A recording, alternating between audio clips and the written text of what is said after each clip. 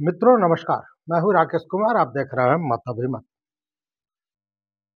दोस्तों, बिहार में ये जो हो रहा है, इसमें क्या नीतीश कुमार अपनी पार्टी जदयू को सिंगल लार्जेस्ट पार्टी बना सकेगी, जिससे राज्यपाल के स्तर से जो संवैधानिक नियम लगाकर रोका जा सकता है, उस खेल को नीतीश कुमार रोक सके? क्या बिहार विधानसभा में अपना स्पीकर वो बना सकेंगे? क्या अमित शाह नीतीश कुमार के खेला का तोड़ निकाल सकेंगे? तमाम तरह के सवाल हैं।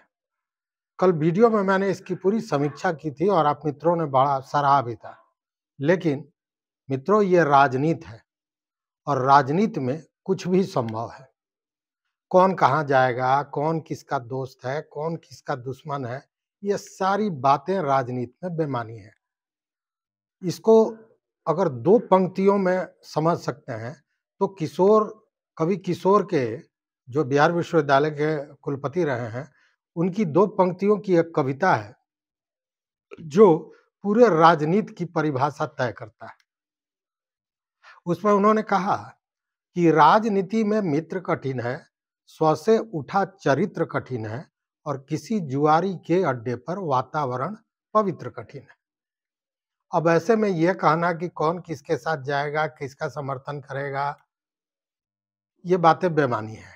लेकिन इतना तो सच है कि ये बिहार है और बिहार से उठी चिंगारी पूरे देश को, मतलब दिल्ली के रायसीमा हिल तक अपनी तपिश पहुंचाने का सामर्थ्य रखता है। ये पहले भी हम लोग देख चुके हैं, चाहे वो जेपी का आंदोलन हो या अन्य कई आंदोलन। तो क्या असर होने वाला है बिहार की राजनीति का दिल्ली पर, इस पर भी बात करेंगे। लेकिन अभी जो प्रश्न है वो यह कि कल 1 दिसंबर से होने वाले विधानसभा सत्र के दूसरे दिन, यह मतलब 2 दिसंबर को बहुत से ऐसे सवाल हैं जिसका जवाब मिल जाएगा। लेकिन जो जानकारियां मिल रही हैं कि नीतीश कुमार जो बिना तोड़ फोड़ के ही अपनी पार्टी जदयू को सिंगल लार्जेस्ट पार्टी बना सकते हैं, यह सुन के जरा आश्चर्यजनक लगता है, क्योंकि इनके पास तो केवल 85 ही विधायक हैं। तो बिना तोड़ फोड़, माने नीतीश कुमार अगर तोड़ फोड़ नहीं करें तो कैसे लार्जेस्ट पार्टी बन जाएंगे? आश्चर्यजनक है।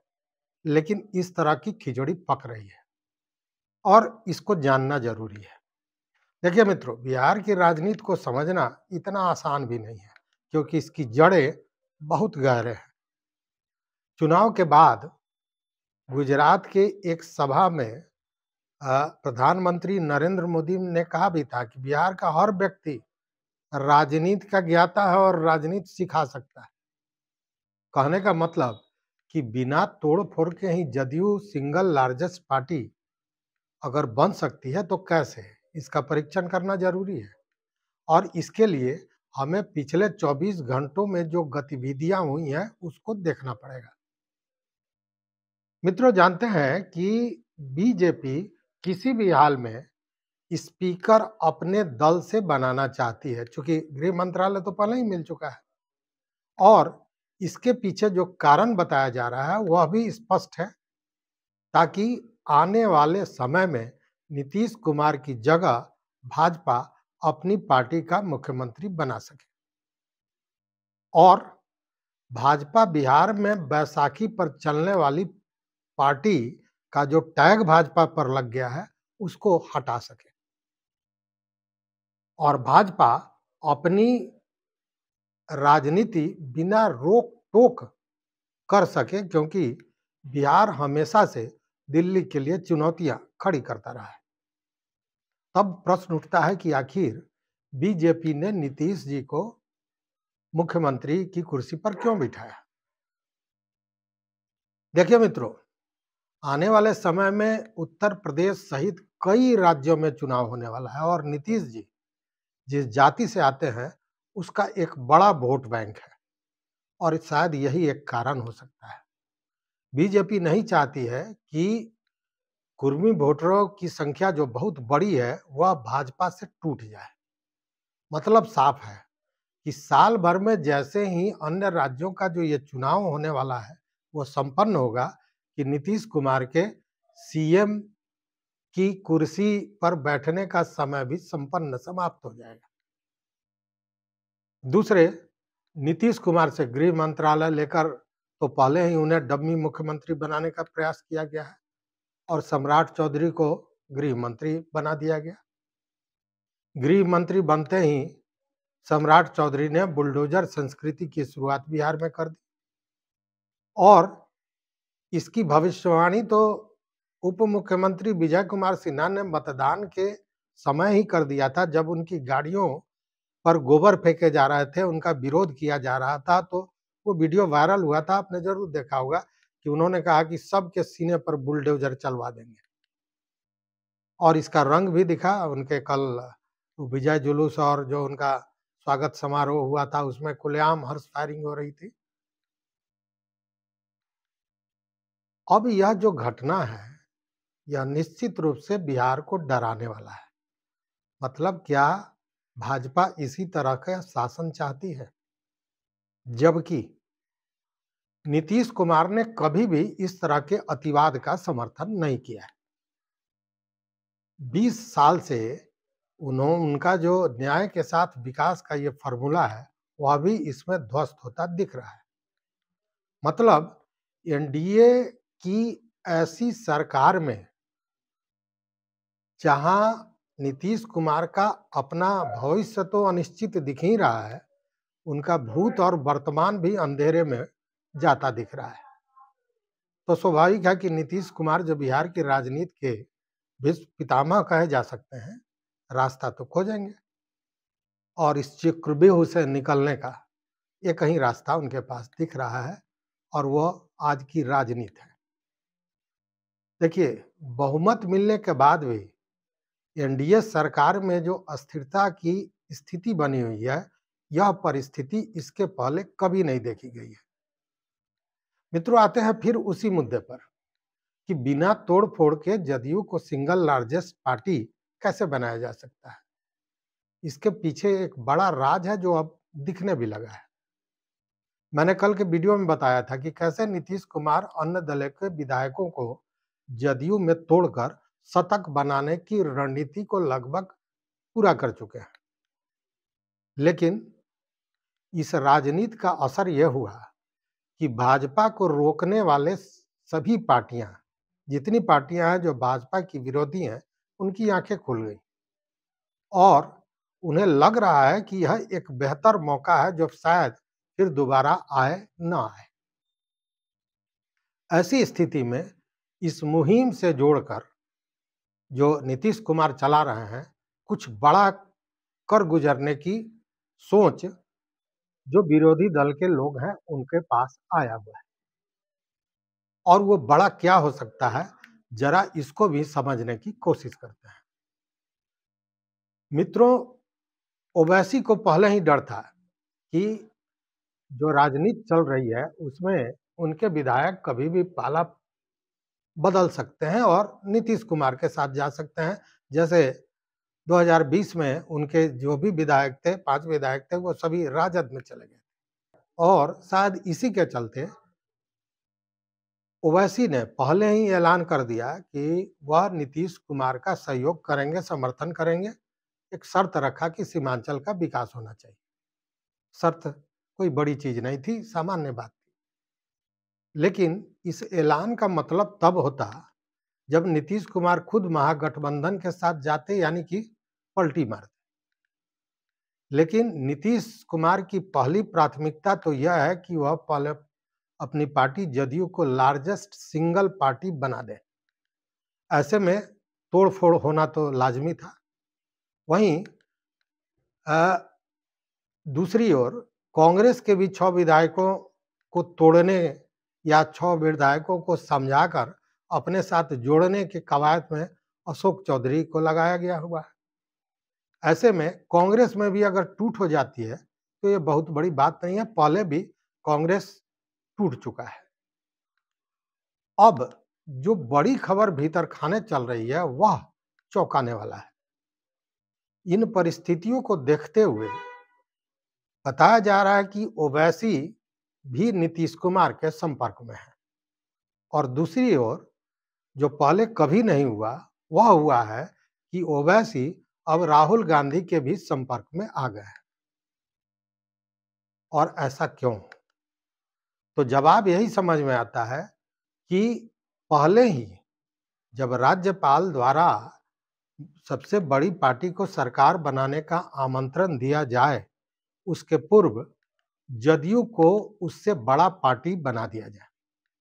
मतलब नीतीश जी के मुहिम को आगे बढ़ाने का बीड़ा कहीं ना कहीं ओवैसी और राहुल गांधी ने भी उठा लिया है। और जो बातें समझ में आ रही कि होगा कैसे, उससे ये लगता है कि जैसे जमीन पर कब्जा किसी और का होता है और कागजात निबंधन किसी और के नाम पर होता है, उसी तरह की स्थिति बनेगी। ओवैसी के सभी विधायक ओवैसी की मर्जी से नीतीश कुमार के साथ जा सकते हैं और मलकियत उनकी बनी रहेगी। मतलब आदेश तो ओवैसी का ही चलेगा, लेकिन कहे जाएंगे वो जदयू के विधायक। और इसके पीछे ओवैसी का भी एक बड़ा सोच है, बड़ी समझ है, और ये यह कि इसी के साथ वह इंडी गठबंधन में अपने प्रवेश का रास्ता भी खोल सकते हैं। हालांकि कांग्रेस भी ऐसा कर सकती है, मतलब अपने मर्जी से अपने विधायकों को जदयू के साथ जोड़ सकती है, लेकिन वो ऐसा करेगी नहीं, क्योंकि राष्ट्रीय पार्टी है, बड़ी पार्टी है और इस फॉर्मूले में शायद वो अपने को फिट नहीं देखती है। और शायद इसी फॉर्मूले को अंतिम आकार दिए जाने का कवायद अभी चल रहा है, जो कल देर शाम तक पूरा कर लिया जाएगा। अगर ऐसा होता है या अगर ऐसी रणनीति बन रही है, तो फिर एक बार नीतीश कुमार इंडी गठबंधन के सूत्रधार के रूप में सामने आ सकते हैं। समय भी बड़ा माकूल है। ममता बनर्जी परेशान है बीजेपी से। महाराष्ट्र की कहानी आप जान रहे हैं कि कैसे फिर शिंदे मुख्यमंत्री बनने की स्थिति में आ रहे हैं। महायुति टूटने की कगार पर है।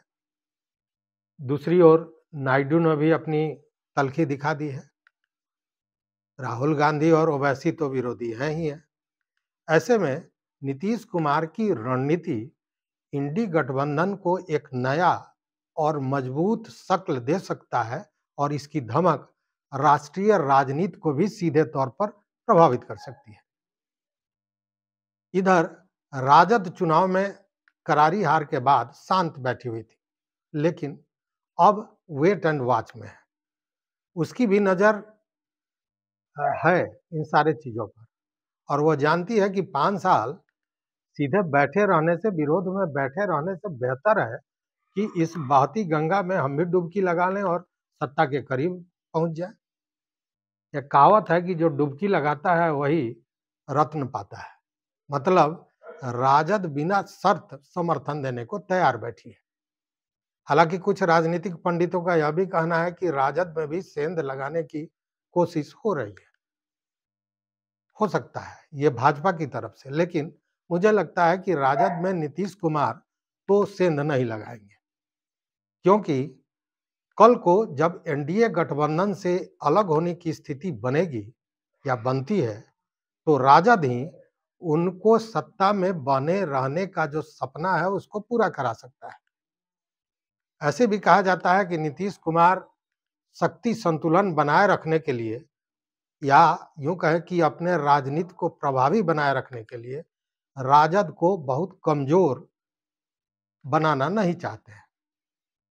ऐसे भी जदयू प्रवक्ता अभी जो है उन्होंने यह भी कहा कि नीतीश और लालू की दोस्ती पर कि दोस्ती थी, दोस्ती है और दोस्ती रहेगी। मतलब कि ये दोस्ती हम नहीं छोड़ेंगे। नीतीश कुमार और लालू की दोस्ती बरकरार है।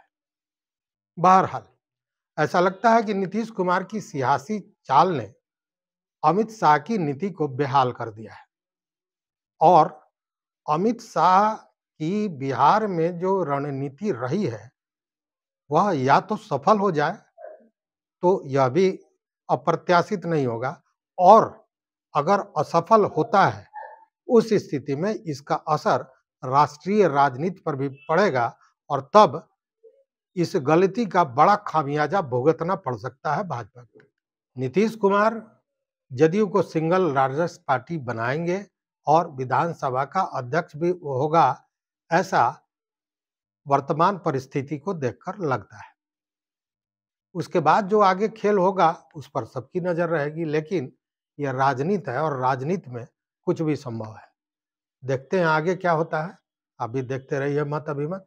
मित्रों, चैनल पर नए हो तो सब्सक्राइब कीजिए, लाइक कीजिए, दोस्तों के साथ शेयर कीजिए और इस पूरे विश्लेषण पर आपका क्या मत है, आपका क्या विचार है, जरूर बताइए। बहुत बहुत धन्यवाद। कोटिशाह आभार।